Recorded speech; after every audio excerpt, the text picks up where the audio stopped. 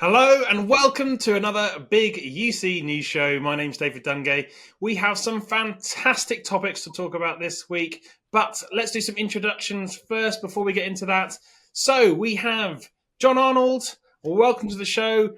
Graham Fruin, welcome. Mel Brew, welcome to the show. And of course, Craig Durr, welcome everyone. And my co-host for today is Mr. Kieran Devlin. Welcome, everyone. It's great to have you on board. Let's dive straight into some topics. Our first one today is going to be quite a big one. It's a story about Disney, and that is the story that Disney has changed some of its allegiance on its collaboration side of the business. They're moving from Slack to Microsoft Teams. This is, of course, a huge deal for Microsoft, a huge logo to kind of talk about. I'm not sure they needed the help as such. They seem to be fairly dominant right now. But let's get some analysis on this and what it means and what we think. Kieran, do you want to take us through your take on that, and then we can hand it over to our experts?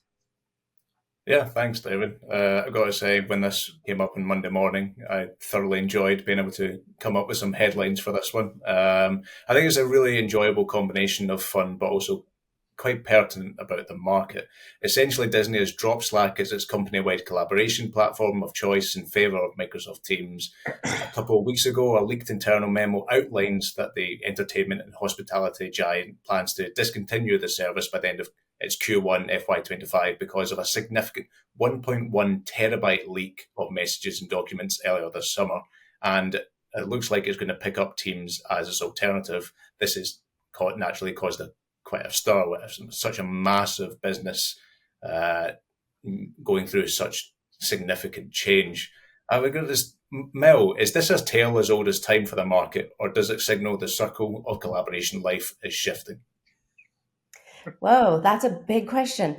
Well, first, let's put it in some context. And the terabytes that you talked about, that's 44 million Slack messages and tens of thousands of documents. So I think we're looking at a couple different things here. One, there's got to be some bit of reputation management on Disney's part.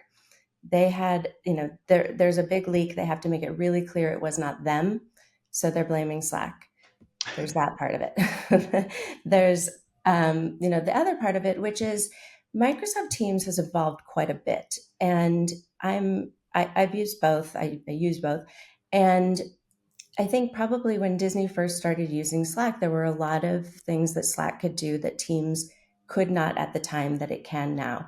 So I think it's an easy shift. They did say that there are some kind of bigger use cases that will take them a little bit more time. But for the most part, Teams has just added so many things to the platform that you can do now that you weren't able to do before. So I think it's sort of a natural evolution. If you're a Teams shop, it's something, if it wasn't sufficient before, it is now. Move everybody over. It makes sense to me.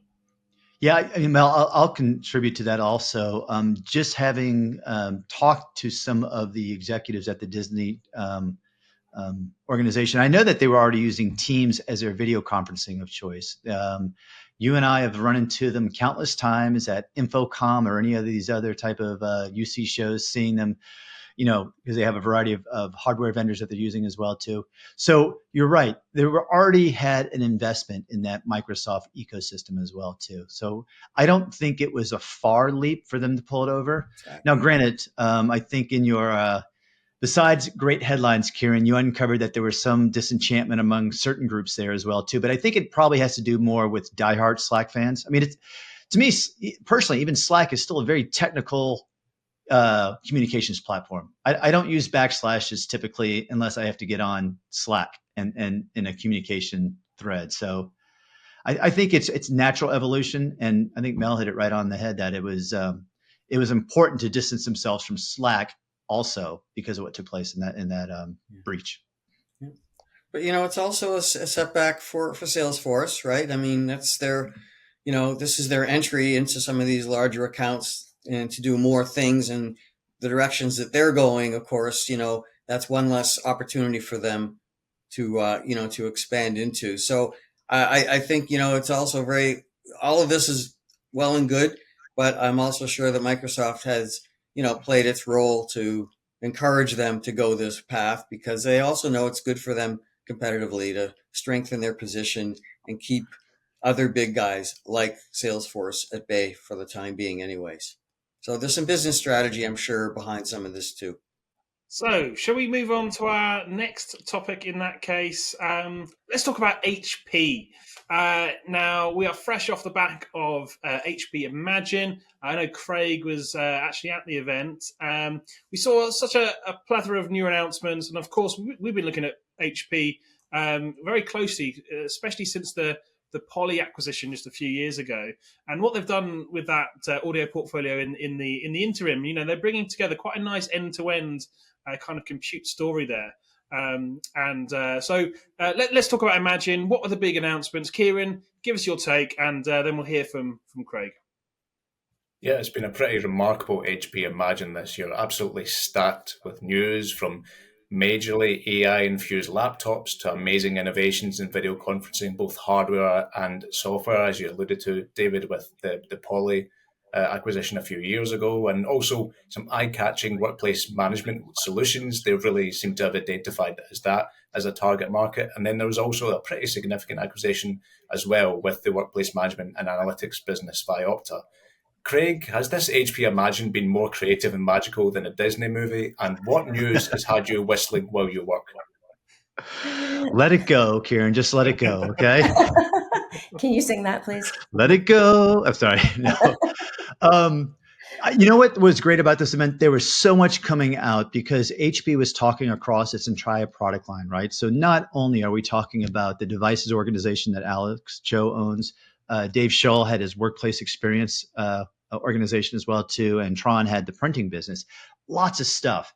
My only challenge was the stuff that we might talk about here. I felt like just didn't get the light of day that I thought it should have based upon where it was. So let's talk with the first thing. In the Poly portfolio, to the diehard video conferencing fans, Poly had a significant product release announcement. 4 new video bars. That's a lot. I don't think I've seen anyone release so many new video bar products in a single announcement or release. And basically what they did is they completed out their Android line of video bars. So they originally had the X52. Now they released the X72 and the X32. And you can imagine the sizes indicate small, medium, large room.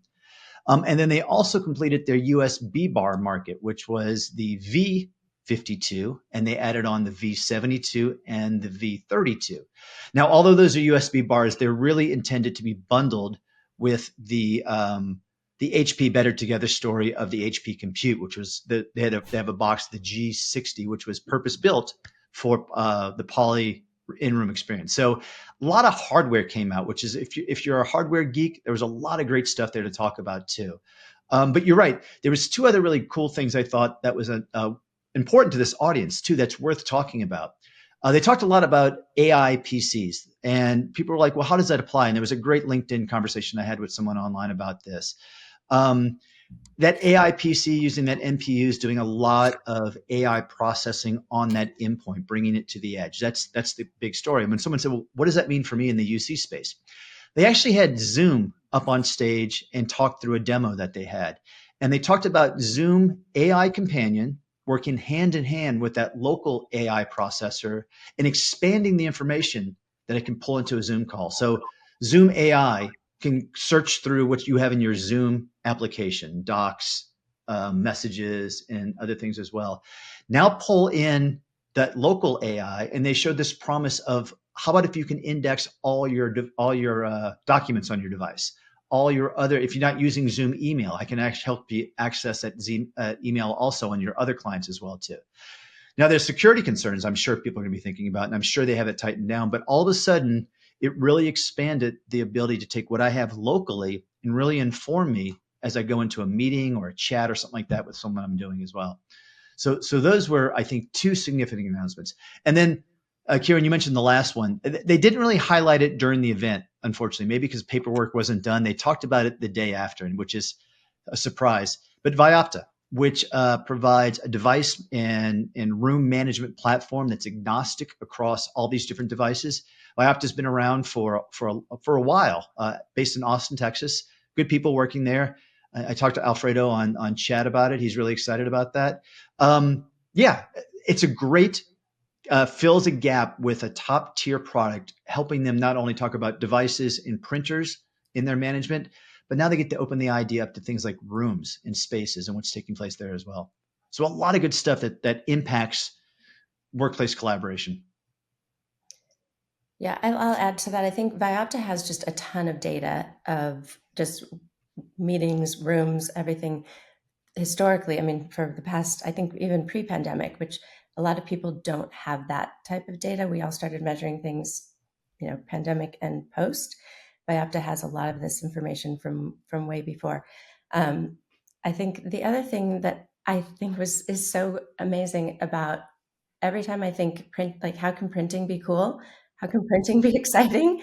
HP comes up with something. And so using AI, they've managed to get printing to a place where you can actually print a web page and it will take away the advertisements.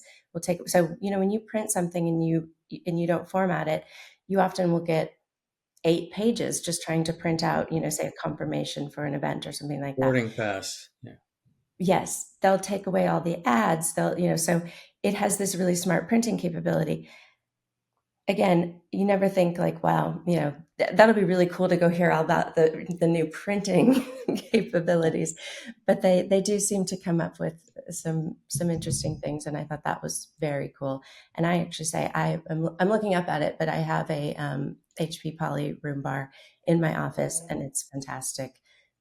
So I think if people can have those things, it looks to me like, and I listened to a conversation that Pat Moorhead had with Dave Shull about just how they're really trying to make every experience for every worker, no matter where they are, be the best that it can be. And so having this variation of devices for people at home, depending on your room size, depending on if you're hybrid, if you're in the office, you can see at HP, they actually have different rooms for different scenarios. Craig, you've been there, where, there's the room for working from home in a very small space. There's a room boardroom, there's a room, large boardroom, there's, kind of on the go sort of things. And so they really show this entire portfolio of optimizing for no matter where somebody is, how they're working.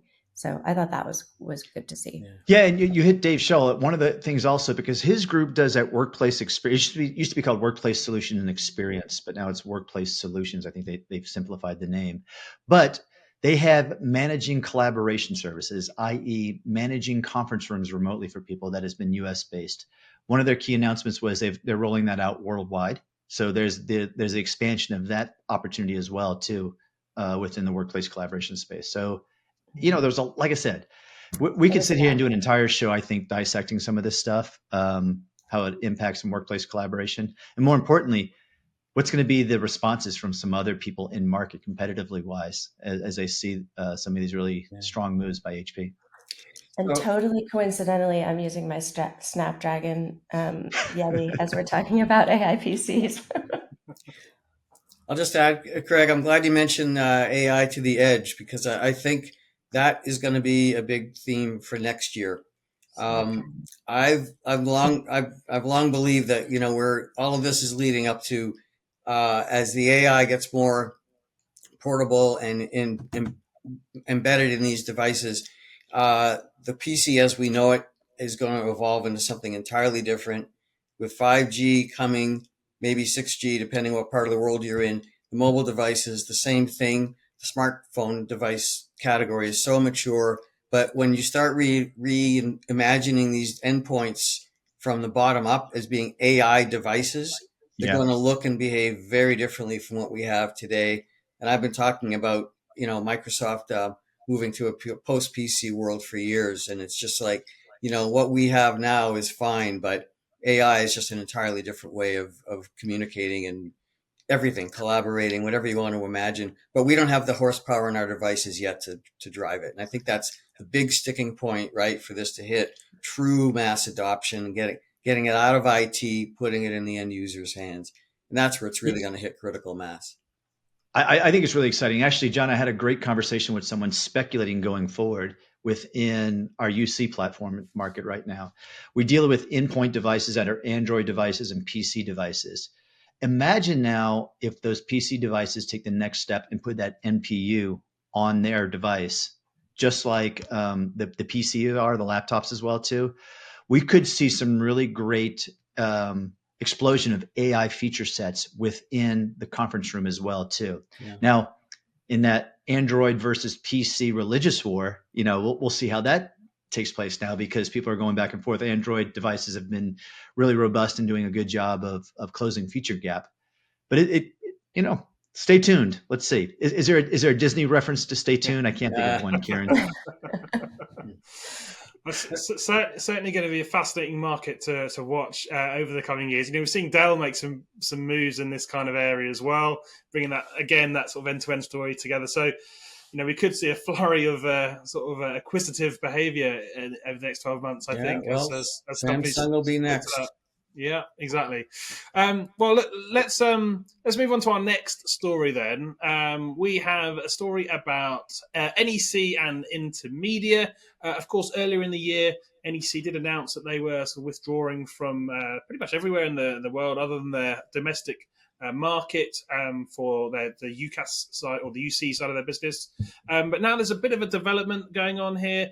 Intermedia actually going to acquire some of NEC's operations rather than just being a strategic partner. But let's dive into that. And I think, John, you've got some opinions on that as well.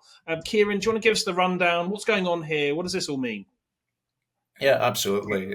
As you alluded to earlier, David, in April, they shuttered their on-prem UC operations outside Japan, which this excellent show talked about at the time. And then a few weeks ago, even broke that actually this week, then Intermedia is to assume NEC's UCaaS and CCaaS business as part of Universe Blue, which obviously is helped started a few years ago. And that's based in North America, but it's also going to be assuming quite a few of NEC's partner relationships in Europe. I do feel this illustrates the latest chapter of a real transition period for NEC. It seems to be effectively withdrawing from UCaaS and UC in Europe and North America. John, what are your thoughts on this? Has NEC decided to go the distance with tapping out of global UC and UCaaS? It is the right move for them, an even better move for Intermedia. This is a bit like we just came from the deep end of the pool talking about AI PCs. Now we're kind of swimming back to the shallow end. We're just talking about desk phones and UC. This is a different environment altogether. There's some parallels here, to what happened when Ring struck its big partnership with Avaya. I mean, at the time, it just looked like, okay, Avaya is the king of the desktop phones, not the desktop PCs. But you thought, oh gosh, why are they giving up this market? It's not exactly the same, but still, like they've kind of conceded it because they just couldn't innovate fast enough. And NEC is in the same boat. They've been, that's the nature of their business. They're a hardware company. They're a networking company. And yes, back in the day, it made sense for them to be in this business and be the biggest global brand, which people here in North America didn't really even know about. And look what happened to Siemens. Same thing. These legacy companies all started off on the right path, but they just couldn't keep up. Too slow on many levels. So yeah, the channel's going to be a bit of a challenge here for sure, because now you're going with a brand that not everybody really knows, but the Unite platform for NEC is really good. I mean, it has a lot of, I put up against almost anybody's. They're really big on things like archiving, which is kind of an afterthought for a lot of these platforms, but it's all about data now. So you've got to be able to keep this stuff place in a way that you can access it. But Intermedia has been, they've had this exclusive relationship for years, and it's been good for them. It also, I think, the side to this that isn't really talked about, I guess, is that it's just another validation, as Avaya found, and is showing the prem market is still really big. It's not disappearing anytime soon. So if Intermedia can play their cards right, a bit like what Ring was trying to do when they were kind of making all these partnerships years ago, is to grab all these guys, ALE, and get that prem business and move it to the cloud. But it's not moving as fast as a lot of people would like it to see. So Intermedia can bring the best of both worlds here. But again, it's one of these cases where when a smaller company buys out a portfolio from a bigger one, it doesn't seem as right as when it's kind of two like-sized companies, getting into bed together and making it better together. So this will be a challenge for Intermedia to kind of address that base, but at least it's very familiar territory, right? They've been down this path already, and so they can bring the innovation. They know the products. A lot of the customers know them too, but a lot of them don't.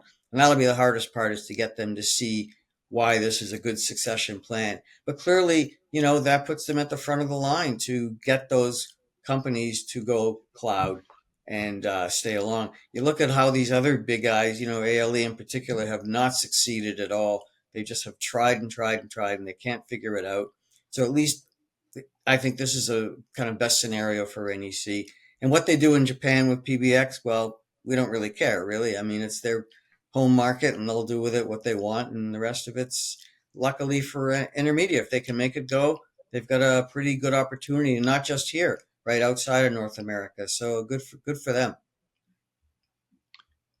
John, how big is that NEC market? What do you think in terms of seats, and what do you think that transaction looks like? Oh, geez, yeah. I don't track the lines or the seats very much anymore at all. So I don't know, but their global numbers were really, really big, but they were not getting the big numbers here in North America. I know that for sure, but I haven't really followed. I couldn't really comment on the numbers size of it, Craig. Yeah. Good question to ask. I'm sure someone out there is researching it. Craig, more importantly, did you think of Finding Nemo when he started saying swimming? Gotta get it back to Disney, right? Well, I don't know. Let's there's. I opened the door there for you. I'll just say this, Mel. Keep your glass slippers on. This fairy tale is not over yet. Okay. Classic. Love it. Okay, well, shall we move on to our final topic of the day then? This one came out of, well, maybe it wasn't that surprising. Elon is building more functionality into the X platform, and this time it looks like he's going after the video conferencing space. Now, of course, X is being billed as the kind of everything platform, so maybe this is not such a surprise. But how much of a threat is this to the wider market? I don't know. This is, of course, not the first time a social media platform has entered the video conferencing space or the wider kind of workplace productivity space. So, Kieran, what is your take on this? What does it all mean?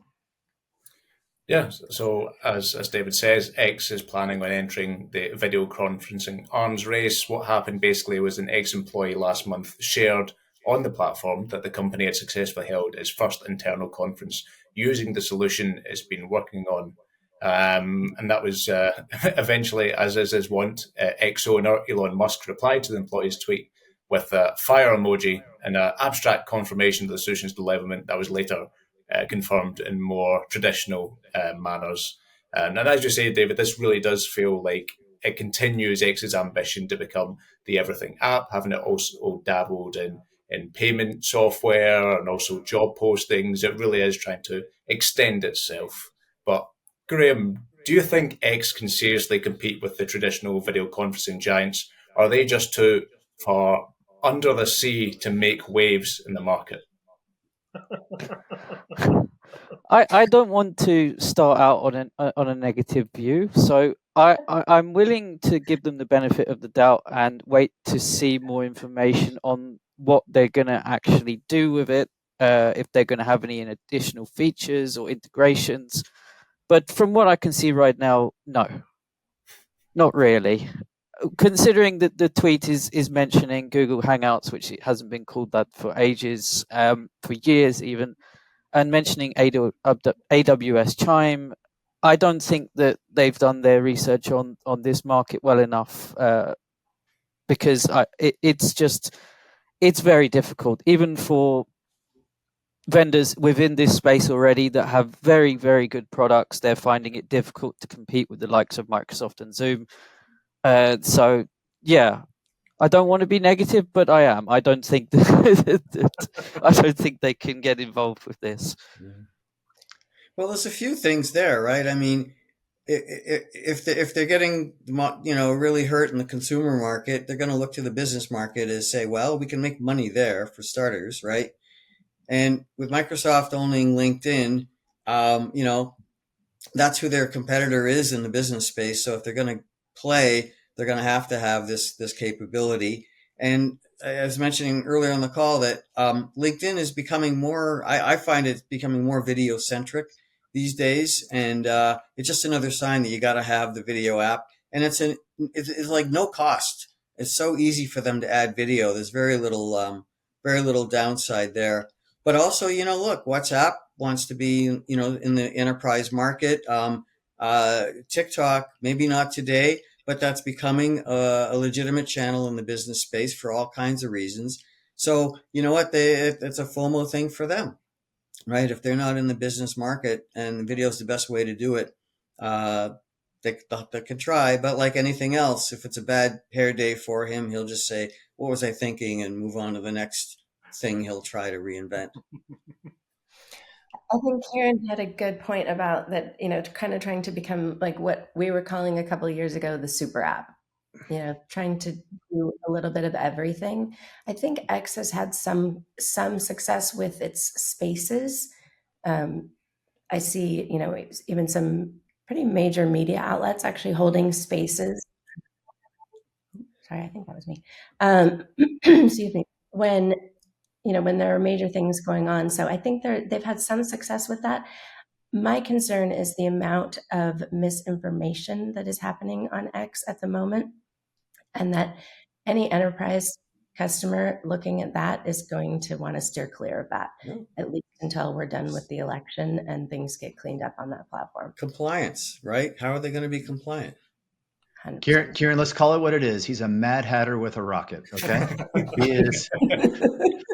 But actually, Graham was talking before. If you look at what they're citing as taking place of, they mentioned AWS Chime, which I don't know many customers on that platform. They even said Google Hangouts, which is no longer called Google Hangouts. It's now Google Meet. And a lot of these other platforms have some video element. Everything from WhatsApp. John mentioned LinkedIn. Facebook has some as well too. I don't see any of those necessarily creating a ding in the enterprise market space. Maybe there might be some consumer adoption. Actually, what I think might see is you might see them try and scale that for when they have their audio conferences. I forget what they're called in the X platform. Spaces. Yeah, exactly. I'm sorry. Yeah. So to add on to that, like you said, Mel, is probably the next extension of that. But it's going to be like an also ran with these other consumer ones. It's kind of where I would put it as a play. Yeah. I mean, it'd be fascinating to be a fly on the wall of the UC manager pitching X to the board, right, of their new conferencing platform. I'd love to see how that conversation goes. Well, David, you're going to be in trouble if you're not careful, because if they do, they're going to brand it UCX.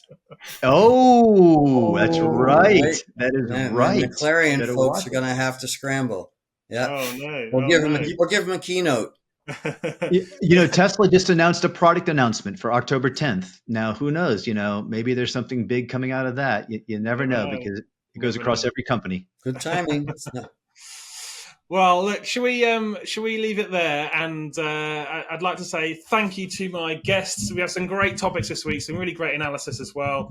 John, Craig, Mel, and Graham, thank you so much for joining me. Before we all go, though, let's do a quick rundown of the events coming up. We are approaching October. Well, by the time you're viewing this, it may be in October, which is basically the gauntlet of events. We have Cavell Cloud Summit in the US at the beginning of the month, DTX, which is, of course, the old UC Expo in London. We've got Zoomtopia over in the States as well, WebEx1, Enterprise Connect AI, and obviously NICE have an analyst event as well, all within the month of October. It is a ridiculous month. I know we're going to clock up some air miles between us all in this room. So if you do see one of us at one of these events, come say hi. And I look forward to seeing some of you as well over the coming weeks. But that's it from me. Thanks to my guest. Thanks to my co-host, Kieran. Have a great month of October, and we'll see you at the next one.